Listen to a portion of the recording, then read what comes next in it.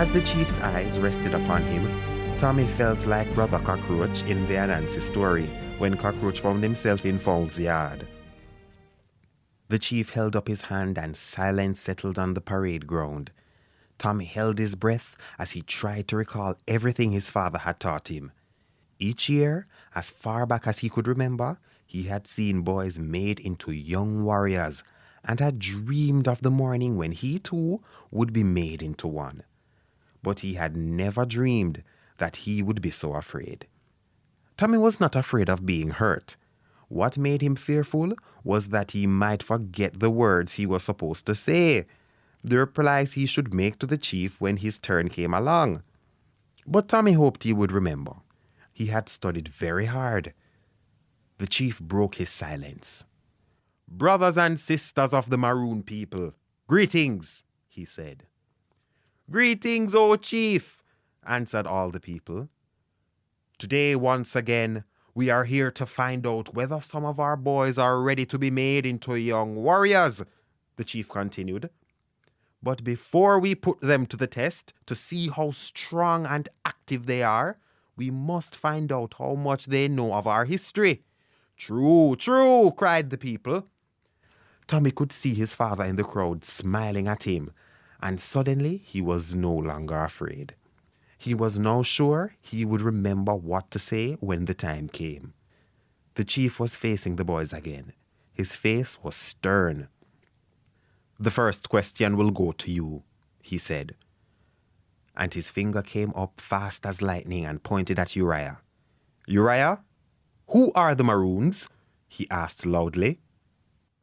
"The Maroons are the brave people who hate slavery and fight for their freedom." The people in the crowd clapped their hands. Uriah's father was smiling. Tommy was very happy on Uriah's account. He hoped that when his time came, he would answer as sharply as Uriah. Chief Philip looked down the line of faces again. "Charlie," he said. Charlie jumped when his name was called and looked wildly around. Although the morning was still cool, he was sweating. Tommy knew that Charlie was afraid. "Charlie, where do the Maroons live?" Charlie's mouth opened, but no sounds came. A groan came from the crowd, and Charlie's father looked angrily at him. "Come on, boy," Chief Philip said. "Speak up." In the mountains," Charlie stammered. "Yes, we know, but where in the mountains?" In a compound." "And what else?" "Speak up, boy," the chief said. And in Trelawney town," Charlie replied, his eyes bulging.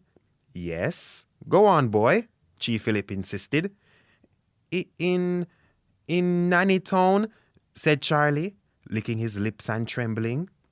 "And nowhere else?" Chief Philip asked. Charlie shook his head. People in the crowd began to laugh. "And where do you live? Are you not a Maroon?" the chief shouted. Tommy felt sorry for Charlie. Although Charlie was a bully and sometimes made the smaller boys cry, Tommy thought it terrible that he was so frightened that he had forgotten where he lived. "Yes, sir," said Charlie. "Yes, sir, what?" asked Chief Philip. "I am a Maroon, sir." "And what is the name of your village? Where do you live?" "Mountain Top, sir." "So what is Mountain Top?" Charlie was crying now. All the boys felt sorry for him. Tommy was sure that after this, Charlie would not be as rough as he used to be with the smaller boys. Tommy suddenly realized that Chief Philip was looking at him. "You, Tommy," the chief said. "Yes, sir." Tommy spoke so loudly that the people laughed again. Chief Philip looked keenly at him. "Why do the Maroons live in the mountains?" the chief asked.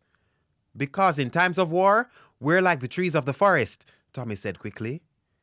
"What do you mean by that?" "In times of war, our warriors clothe themselves with the branches of the trees," Tommy answered. He knew that fear had left him.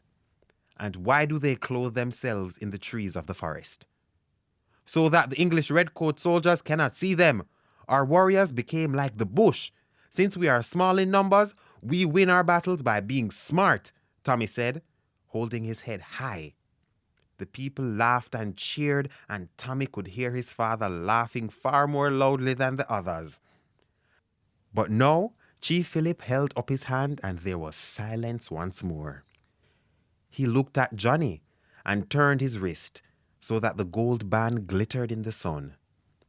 "What is this on my wrist, Johnny?" "It is a golden band that was given to our people by the King of Spain," the boy said brightly. Tommy smiled to himself.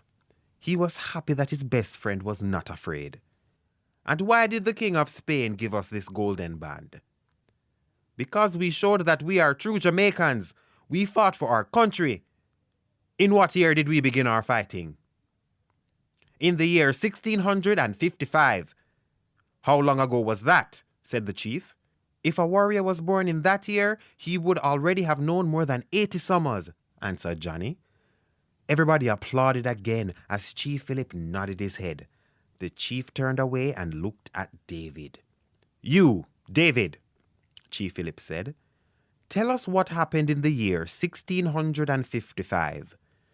David was a great teller of Anansi stories, but today he was so nervous that he found it a strain to stand still. But a maroon boy was supposed to stand as still as a stone while he was being questioned by the chief. In that year, the English conquered the island from the Spanish. When the Spanish fled, the English became the new rulers of Jamaica. But the Maroons were never defeated and they never left the island. So we are the true Jamaicans," David said.